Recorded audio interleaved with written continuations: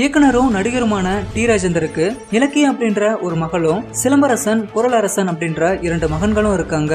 நடிகர் சிலம்பரசன் தன்னோட அப்பாவை போலவே தமிழ் சினிமாவுல நடிகராகவும் இயக்குனராகவும் இசையமைப்பாளராகவும் வலம் வந்துட்டு இருக்காரு. சிம்புவை தொடர்ந்து அவரோட தம்பி குரலரசன் சிம்பு நடிச்ச காதல் அழிவதில்லை படத்துல கதாநாயகியோட தம்பியா நடிச்சிருந்தாரு. மேலும் சிம்பு நடிச்ச இது நம்ம ஆளு படத்தின் மூலமா தமிழ் சினிமாவுல இசையமைப்பாளரா அறிமுகமானாரு. இந்த நிலையில இப்போ குரலரசனுக்கு திருமண ஏற்பாடுகள் படு மும்முரமா நடைபெற்று வருதா நம்பக்கூடிய சினிமா வட்டாரங்கள் மூலமா தகவல்கள் வெளியே இருக்கு. சமீபத்துல கூட குரலரசன் வந்துட்டு இஸ்லாம் மதத்துக்கு மாறி இருந்தாரு.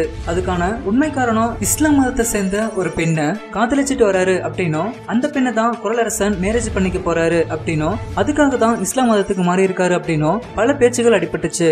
இப்போ இந்த தகவல் தான் சமூக வலைதளங்கள்ல ஹாட் டாபிக்கா பேசப்பட்டு வந்துட்டு இருக்கு.